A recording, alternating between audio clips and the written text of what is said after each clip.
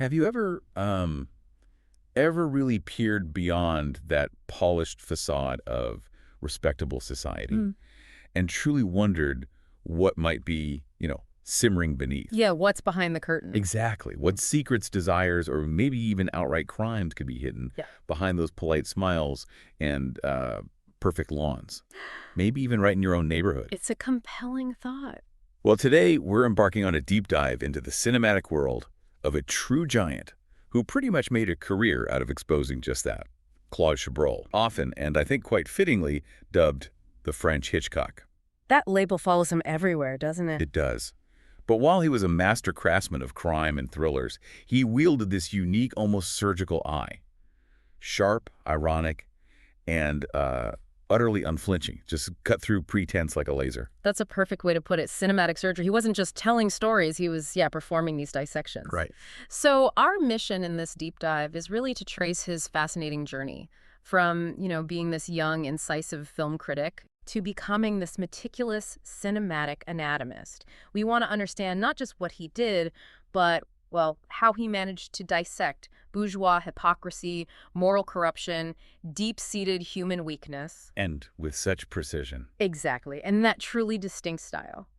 Ultimately, our goal is to offer you, the listener, a kind of shortcut to appreciating his lasting, profound impact on world cinema. And why his insights still feel so relevant. Chillingly so sometimes. Definitely chillingly relevant. Absolutely. Huh? So prepare yourselves. You're about to journey through his formative beginnings, discover his absolutely crucial role in launching that seismic shift, the French New Wave. Which you can't overstate, really. No, you can't. We'll explore his unmistakable cinematic style and, of course, delve into some of his most celebrated films. Some real masterpieces in there. Oh, absolutely. We'll finish up by examining his quiet, yet, I think, immensely significant influence that continues to echo through cinema today. It's subtle, but it's there. It really is.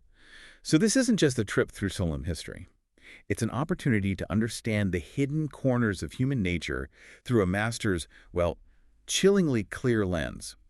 Let's get started. Okay. So to truly understand Chabrol's unique perspective, that cold eye we mentioned, we really need to start at his very beginning. Claude Chabrol, born in Paris, 1930. Into a bourgeois family. Exactly. And this isn't just, a biographical detail. It's crucial context. Absolutely crucial. Unlike some of his future New Age peers, Truffaut, for example, had a tougher upbringing. Chabrol grew up completely immersed in the cultural and social life of the Parisian middle, even upper middle classes. He knew that world from the inside. He did. And that background gave him something unique. Both this intimate familiarity and a kind of critical distance from the very class he would later dissect with such, relentless precision on screen. He knew their codes, their secrets. Their unspoken rules, everything. And he wasn't afraid to expose its underbelly. He saw the cracks of the porcelain, so to speak. That insider's perspective is absolutely key. It let him portray the nuances of that world with this almost ethnographic accuracy, It avoids caricature. Right. Instead, you get characters who feel deeply real, even when they're doing terrible things, even in their depravity. And before he ever directed a frame, he was already deep in cinema culture. Oh, yeah. Hugely respected writer for Cahiers du cinéma. Which, for anyone unfamiliar, was this incredibly influential film magazine founded in the 50s. Yeah. It's completely revolutionized how people thought about cinema. That wasn't just a magazine. It was like a theoretical workshop, wasn't it? Revolutionary is exactly the word for Cahiers du cinéma. It was this intellectual melting pot. Future new wave titans like François Truffaut, Jean-Luc Godard, Eric Rohmer, Jacques Rivette, they all found their intellectual camaraderie there. Mm-hmm. They weren't just writing reviews. No. They were fiercely debating, critiquing, essentially laying the theoretical groundwork for the cinematic revolution that was about to just explode onto the world stage. And championing that auteur theory. Right. The idea that the director, not the screenwriter, was the true author of a film, imbuing it with their personal vision and style. A philosophy Chabrol absolutely embodied. And you see how different they all were, even then. Godard, challenging every rule with Breathless, tearing down conventions. Totally experimental. Truffaut, more the romantic, exploring childhood relationships, like in the 400 Blows, so much heart. Yeah. Rohmer, the philosopher, meticulously digging into moral dilemmas, those dialogue-heavy pieces. And Rivette, the visionary, these grand experimental narratives playing with reality and theater. It must have been an incredibly vibrant intellectual environment. Oh, definitely. And that's precisely it. While many of his peers, initially anyway, delved deeper into film theory, writing loads, Chabrol showed this distinctive, practical drive. He wanted to make films. Yeah, he moved swiftly from just writing about cinema to actually making it. He was eager to translate those theories into practice right away. Get behind the camera, show, don't just tell what this new kind of cinema could be. That practical inclination really set him on a slightly different but just as impactful path within the new wave. And what a way to jump into practice. Chabrol practically lit the fuse for the French New Wave with Beau Serge, 1958. Often called the very first film of the movement. Yeah. Can you imagine the buzz, the sheer audacity of this film appearing then? It must have felt like a splash of cold water in the face of the, established French cinema. It absolutely was. Le Beau Serge wasn't just a film, it was like a manifesto on celluloid. Definitely. It was famously shot in his small hometown, Sardon, with an incredibly modest budget. Tiny budget. A fraction of what conventional studio films cost. This personal, almost guerrilla approach, using natural light, real locations, it was radical. A complete departure from the heavily structured, expensive studio stuff. It immediately signaled the New Wave's commitment to breaking conventions, showed you didn't need lavish sets or huge budgets to make a powerful artistic statement. You needed vision. Conviction. That's it. And the narrative core of Le Beau Serge is so compelling and so, well, indicative of Chabrol's future work, don't you think? Totally. It tells the story of two friends. One, an alcoholic trapped in this suffocating provincial life, and the other, an intellectual returning from the city trying to intervene. That juxtaposition, the clash of worlds and expectations in this seemingly quiet setting, it really hinted at the psychological depths Chabrol would master later. It wasn't just a simple story of friendship, was it? It was already exploring those tensions beneath the surface of small-town respectability. That suffocating atmosphere of convention. It makes you think, what kind of courage and vision does it really take to launch an entire cinematic movement with films like that? So personal, so low budget. Le Beau Serge was a bold declaration. It proved that deeply personal stories, told authentically, without studio interference, they could achieve international recognition, artistic legitimacy. It announced unequivocally that a new era was here, committed to breaking norms, exploring human truths. It was the spark that ignited a fire. And the momentum was just unstoppable. Just a year later, 1959, Boom! International acclaim. Wins the Golden Bear at the Berlin Film Festival. one of Europe's biggest awards. Yeah, hugely prestigious. This rapid, undeniable success really solidified Chabrol's position. He was an undeniable new talent to watch. Showed everyone Le Beau Serge wasn't a fluke. This was the real deal, a director with a consistent, powerful voice. Indeed. When we look back, the sheer audacity of creating a movement with such independent, often personal films, it speaks volumes, doesn't it, about the filmmakers' belief in their vision. What does it tell you about the power of independent storytelling even today to captivate audiences globally without, huge corporate machines behind them? These weren't films designed by committee. They were expressions of individual vision that just resonated deeply. That's a powerful thought. Really captures the spirit of the new wave. And maybe that independent spirit is exactly what allowed Chabrol to cultivate such a distinct, uncompromising vision. Which leads us right into his signature style, his themes. His obsessions, really. If we look at his new wave peers again, Yeah. Godard the revolutionary, Truffaut the romantic, Romer the philosopher.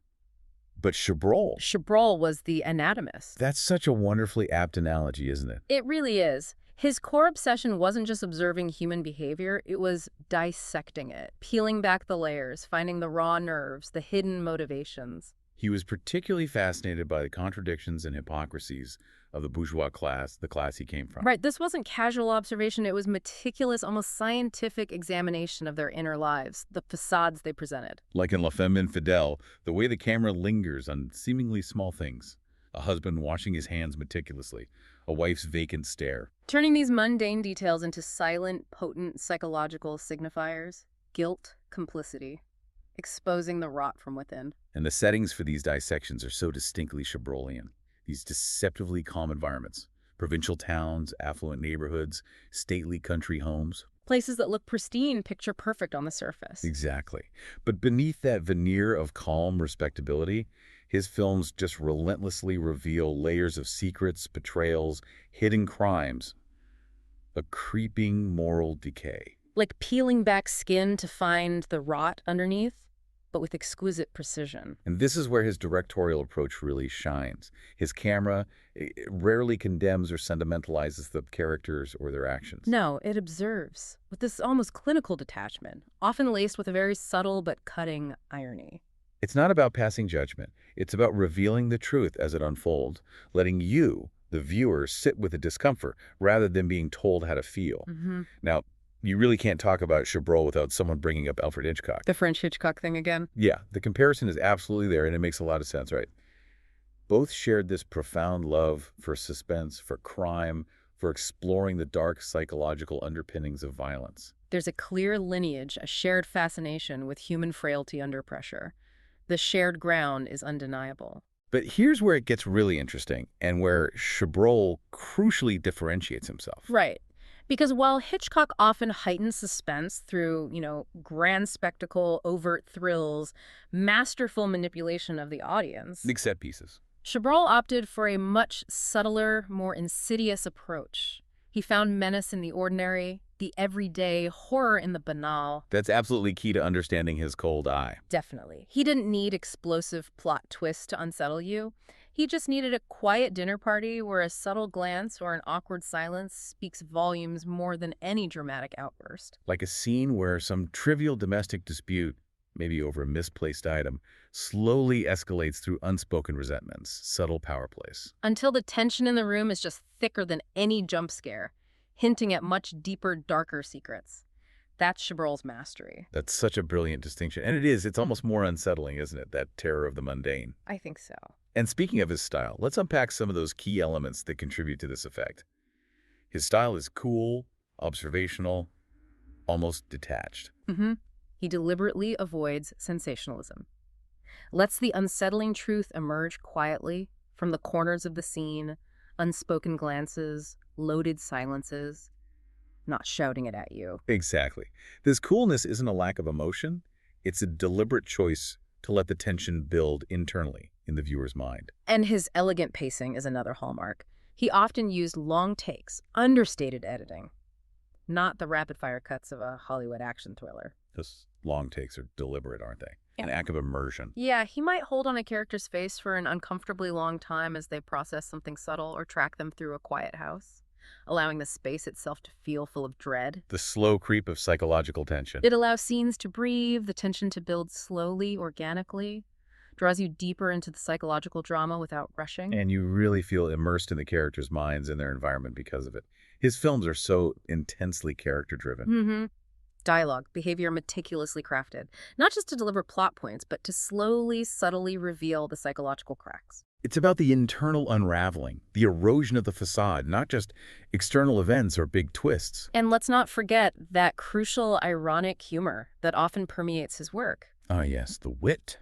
He exposed hypocrisy not just through violence or drama, but through wit, subtle sarcasm, a keen observation of human folly. It's like a wry smirk from the director himself. Exactly, and it actually makes his critique even sharper, often more uncomfortable. It invites us to laugh, but then immediately question why we're laughing. And what that says about our own complicity or understanding, it makes you wonder then how this subtle approach, finding terror in the everyday, might actually be far more unsettling than overt horror. I think it often is. If evil can emerge from the quietest, most respectable corners, cloaked in politeness, what does that reveal about our own lives, our communities? It definitely makes us question the foundations of apparent safety and morality in our own world, doesn't it? So by the late 60s, early 70s, Chabrol had fully established himself as this undeniable master of the crime and thriller genres. But as you said, not your traditional whodunit mysteries focused just on identifying the culprit. No, they were far deeper. Psychological dissections exploring the why and the how of human darkness, the moral corrosion, the complex motivations, not just the who. Precisely. He was less interested in the mechanics of the crime itself, more in the moral corrosion leading to it, or the psychological aftermath for those involved. It's fascinating how he used that genre framework to explore deeper human truths, societal pressures. One of his first big hits in this vein was Le Biche from 1968. Right. This film masterfully combined erotic tension with psychological manipulation, showcased Chabrol's early fascination with destructive desire, the insidious power games, and intimate, often triangular relationships. A chilling exploration of possessiveness and identity. Very much so. And you simply cannot talk about Chabrol's thrillers from this period without mentioning his iconic collaborations with his then-wife, Steph Andren. Oh, absolutely essential. She became this magnetic, enigmatic presence in so many of his acclaimed films. She embodied that cool, complex, often morally ambiguous Chabrolian woman perfectly. Their creative partnership was truly special. It brought this unparalleled elegance and depth to his work. Audran's performances always understated, yet incredibly powerful, allowing Chabrol's camera to just explore layers of unspoken thought and emotion. Her subtle expressions could convey entire internal narratives without a single word. It was amazing. Absolutely. Following Le Biche, we saw La Femme Infidèle in '69, another chilling exploration, adultery, murder unfolding with this suffocating sense of inevitability. Where the executive murders his wife's lover. Right, and the subsequent psychological dance between husband and wife is where Chabrol's genius truly lies. It's a perfect example of his ability to infuse menace into the mundane. Everyday domestic situations taking a truly sinister turn, revealing the fragility of peace in that seemingly perfect bourgeois home. Then, 1970, came what is perhaps his most famous, most unsettling film, Le Boucher. Le Boucher, Yeah. a butcher. Chilling to its core. A slow burn that just seeps into your bones. The core premise: the burgeoning relationship between this sophisticated school teacher, played by Audran again, and a seemingly unassuming village butcher. As a series of grisly murders plague their idyllic French village, she starts to suspect her gentle admirer might be the serial killer. The tension is almost unbearable. Not because you don't know who did it. But because you do, or strongly suspect. Exactly. Le Boucher is often seen as the apex of his particular brand of psychological suspense. The genius here is that the suspense isn't built on the question of guilt, which is often clear or heavily implied early on. Right. Instead, it's built on the excruciating tension of intimacy intertwined with dread. The teacher's growing affection for a man she suspects is a monster. It's about that psychological dance between them, the silent, terrifying understanding that develops, not just solving a crime. There's that pivotal scene, isn't there, where the butcher offers her a joint of meat he's just carved, his hands covered in blood. Yes. And she takes it, forces a smile, recognizing the terrifying double meaning. It really raises that question. How deeply can we truly know someone? How much darkness can we accept or even be drawn to when it's cloaked in familiarity? It's deeply unsettling. Incredibly powerful and deeply disturbing. And then in 1971, Juste avant la nuit, just before nightfall, gave us another powerful portrait, this time focusing on a man consumed by guilt, moral crisis after a crime. The film delves into that agonizing process of how individuals rationalize their actions, live with terrible secrets, try to cope with the devastating aftermath. It's all about the interior landscape of the criminal mind, the slow, insidious decay of a conscience. Reflecting on these films, they reveal that while the French Hitchcock label justly captured his mastery of suspense, they also powerfully underscore his unique voice. His focus was consistently less on superficial shock value, much more on exposing the complex psychology of ordinary people. People driven by everyday emotions, Yeah. jealousy, greed, societal pressures were capable of extraordinary crimes. He was showing us the banality of evil long before others made it such a popular theme. And what's so deeply unsettling about these films is that very notion. Seeing evil emerge from seemingly normal people and situations. It pushes us to question our own assumptions about human nature, doesn't it? Definitely. Makes you wonder what lurks just beneath the surface in any of us, or, in our seemingly peaceful neighbors. Let's turn our gaze now to Chabrol's unwavering scrutiny of the bourgeoisie, that class he knew so intimately. His home turf, cinematically speaking. Right. No other director, I would argue, scrutinized the French bourgeoisie with the same precision and sustained focus as he did. This wasn't just a recurring theme. It was his dedicated, lifelong subject, his personal obsession. And I love that idea we touched on earlier, the bourgeoisie as his laboratory. Yes. He treated it as this inexhaustible site where he could endlessly explore human weakness in all its forms. It highlights his almost scientific, analytical approach. Systematically examining the nuances of behavior, the codes of conduct, the underlying tensions within this specific social stratum. He was such a keen observer of their rituals, their pretenses, their hidden vices. And if we contrast him with some of his new wave peers, who were often experimenting more overtly with film form and structure, Godard, Rivette. Chabrol, while certainly innovative in his own way, became the consistent chronicler of class. He uses remarkable stylistic consistency, that cool eye, those elegant long takes, to actually hone and sharpen his thematic focus, always returning to this central subject. He wasn't afraid of repetition. He saw it as deepening the inquiry. His typical settings are so iconic for this reason. The comfortable middle-class households, the hushed professional environments, the seemingly sleepy provincial towns. These outwardly idyllic backdrops that, under Chabrol's cool, steady gaze, become canvases for moral decay, hidden darkness. You see the comfortable veneer, the tasteful decor, the polite conversations. But he expertly shows you what's festering beneath, what lies just beyond the edges of the frame. And the recurring themes he consistently brought to light under that cool gaze? They're striking in their consistency, aren't they? Adultery, insidious greed, pervasive gossip that destroys lives, deep-seated corruption, and of course, outright crime. The societal cancers, as you put it. He repeatedly brought them to light, showing how they fester in what appears to be the most polite, respectable societies. How a single flaw or desire, nurtured in secrecy, could just blossom into something truly destructive. No, it's worth acknowledging this intense focus sometimes led critics to label him as repetitive. Right, suggesting he was just making the same film again and again. Which raises that question. Does artistic consistency always mean repetition, or can it be a sign of profound dedication to a subject? Chabrol himself had a very clear perspective on this. He did. For him, the bourgeoisie was an inexhaustible source of study, a constantly evolving canvas, and human weakness, an endless, fascinating subject offering infinite variations for exploration. He never felt he was repeating himself, but rather delving deeper into the same rich vein of human experience, constantly finding new angles, new characters, new hypocrisies to expose. He famously quipped, didn't he? I do the same film 50 times over, but always with that twinkle in his eye. That's a powerful defense. Yeah. And it really makes you reflect on how a director's background can profoundly shape their artistic subject matter. Mm-hmm. What can we as listeners learn about societal critiques when they come from such an insider's perspective? It feels less like an external attack, doesn't it? More like informed, if brutal, truth-telling.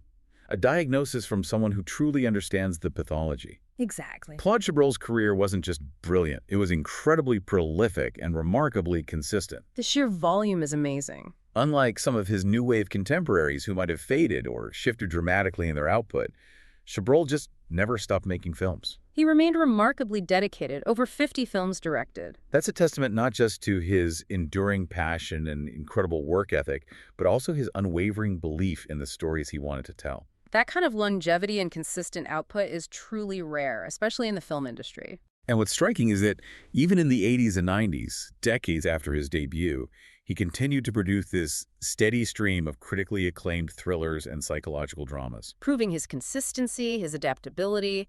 He didn't rest on his laurels. He kept working, kept exploring his core themes, kept refining his craft. And some of those later films are absolute gems, proving he never lost his edge.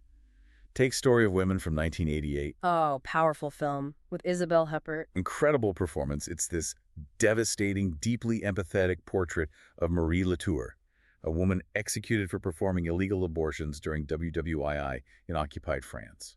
It really showed Chabrol's willingness to tackle politically charged social issues, but always through that signature psychological lens, grounding it in a profoundly human, often tragic experience. The stark reminder of his ability to find the personal within the political. Yes, and that collaboration with Isabelle Huppert proved incredibly fruitful again with La Cérémonie in 1995, often considered one of his late career masterpieces. An absolute powerhouse of a film. The chilling plot revolves around two disenfranchised women, a housekeeper and a postal worker, who conspire against the wealthy family employing one of them. It's brilliant, deeply political. Many critics likened it to a modern-day tragedy of class struggle, a slow-burn powder keg of resentment and unspoken rage. It cemented his reputation for powerful social commentary and psychological tension right up until the end. It's a film that leaves you absolutely breathless, examining those unspoken divides. Truly incredible to think he continued working into the 2000s, persistently exploring his core themes: power, corruption, hypocrisy, always finding new nuances, new characters. He really had an unwavering thematic focus throughout his entire career, a singular vision that never wavered. And this raises an important question for you, the listener. What does it mean for an artist to maintain such a consistent vision and prolific output over decades, especially in an industry that constantly demands novelty? For me, it suggests profound artistic integrity, a relentless pursuit of a single truth that actually makes his earlier work resonate even more deeply. How does that longevity enhance or change our appreciation of their entire filmography, knowing the depth and breadth of their commitment? That's a great question. So, what's the lasting impact, the profound legacy of Claude Chabrol?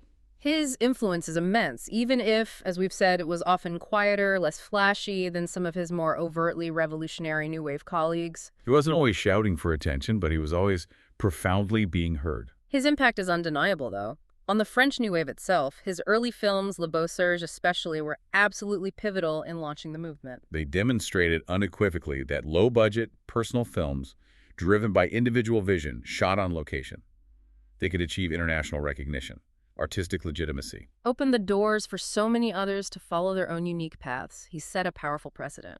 And on the thriller genre, he was truly a redefiner. Chabrol showed us terror and dread don't have to come from extraordinary events or overt violence. They can originate from the banal, the everyday.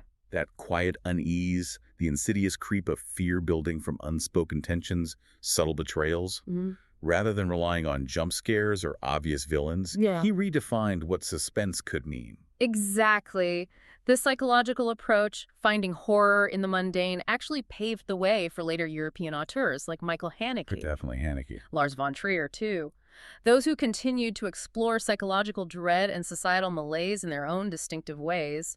Chabrol's methods, his cold eye, became foundational for a new wave of psychological thrillers, prioritizing internal tension over external action. You can see echoes of his style in contemporary character-driven dramas today, even outside the crime genre. Absolutely. And beyond the thriller genre, Chabrol's cool, analytical dissection of bourgeois hypocrisy influenced generations of filmmakers globally. He showed them cinema could be a potent tool for societal critique, not just entertainment.